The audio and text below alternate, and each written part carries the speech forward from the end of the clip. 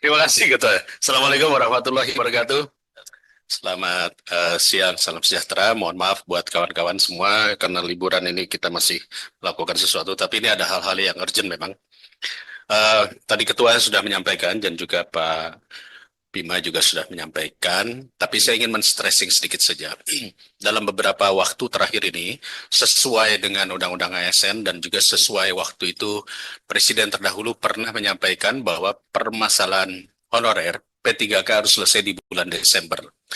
Jadi dari kami Komisi 2 setelah mendorong Kemenpan RB dan BKN untuk melakukan seleksi sampai akhir Desember kemarin.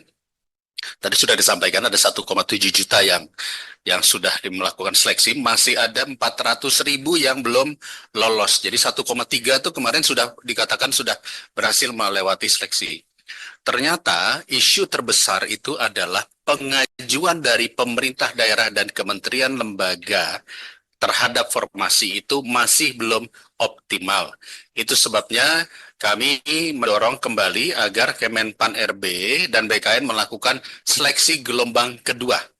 Seleksi gelombang kedua adalah perpanjangan dari penyelesaian di bulan Desember ini yang akan dilakukan di bulan mungkin sekitar Maret atau April. Mengapa demikian? Karena ternyata yang kemarin masih banyak kawan-kawan dari honorer atau P3K ini yang bingung masuk ke formasi yang apa? Karena kadang-kadang ada yang disebut linearitas. Jadi artinya lulusan ini harus masuk ke sini. Nah, sementara konsep kita saat ini adalah siapapun ketika dia sudah bekerja, mengajar, apalagi kalau kami dulu memperjuangkan gurunya misalnya, itu dia harus masuk dulu, harus masuk database dulu sistem. Dan ini yang kami perjuangkan bahwa ini harus selesai di gelombang kedua di Maret April ini. Nah, ini menjadi penting karena sebagaimana kita ketahui kemarin pilkada langsung baru saja terjadi. Dan juga kita pahami kadang-kadang setelah pilkada siapapun calon bupati terpilih atau gubernur terpilih biasanya suka memasukkan tim sukses untuk menjadi honorer atau ASN P3K. Untuk itu kami menekankan dengan stressing yang kuat agar melarang, nanti kami minta Kemendagri, melarang bupati terpilih ataupun gubernur terpilih nantinya mendahulukan yang masuk bukanlah mereka yang sudah masuk database dengan ketentuan apa namanya masa kerja yang lebih lama. Jadi bukan ada yang tiba-tiba diambil lebih dahulu. Itu yang pertama yang perlu kami stressingkan. Yang kedua, saya sepakat apa yang tadi sudah disampaikan memang berita lagi rame di luar, terutama terkait apakah nanti pilkada dipilih langsung atau melalui DPRD. Ini adalah pembahasan yang akan menarik sepanjang perjalanan kita, termasuk juga apakah KPU, Bawaslu, penyelenggara pemilu ini akan merupakan badan ad hoc atau tidak. Ini juga kami sedang pelajari, kami saat ini sedang mendengarkan masukan dari NGO, dari LSM, dari pemerhati-pemerhati untuk melihat apakah dampak-dampaknya jika kita melakukan A atau B atau C.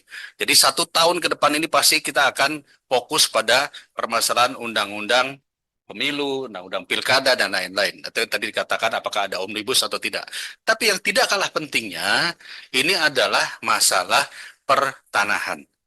Pertanahan ini atau agraria, kita tahu Undang-Undang Nomor 5 Tahun 1960 itu satu-satunya undang-undang tentang pertanahan. Di situ ada fair bonding, ada masalah girik, ada masalah ekendom, dan lain-lain.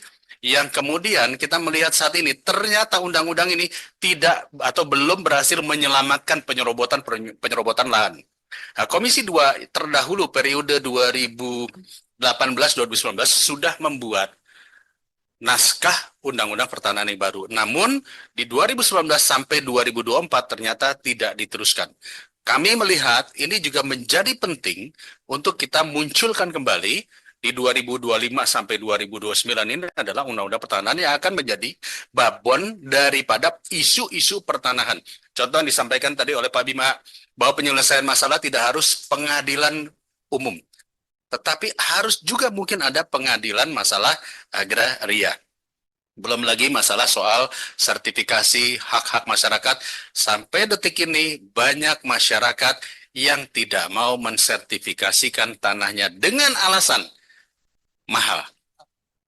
Karena ketika dia hanya mensertifikatkan tanah yang berukuran 120 meter persegi, namun pembiayaannya belum lagi nanti bayar pajak dan seterusnya akan membebankan dia, maka itulah yang terjadi, akhirnya tidak terjadi sertifikasi. Untuk itu kami mendorong yang paling utama adalah mapping peta lahan di Indonesia. Mapping peta lahan di Indonesia ini bukan hanya bersertifikat saja, karena kalau yang dimiliki oleh ATR BPN adalah yang bersertifikat. Kita harus paham berapa jumlah lahan kita yang ada di dataran Sulawesi, di dataran Sumatera yang sudah bersertifikat maupun yang belum bersertifikat. Dan tentu ini pengukuran seperti ini beranggaran biaya yang mahal. Dari mana anggarannya? Sementara anggaran daripada ATR BPN hanya 6 triliun. Tentu kita harus bekerja sama dengan pemerintah daerah.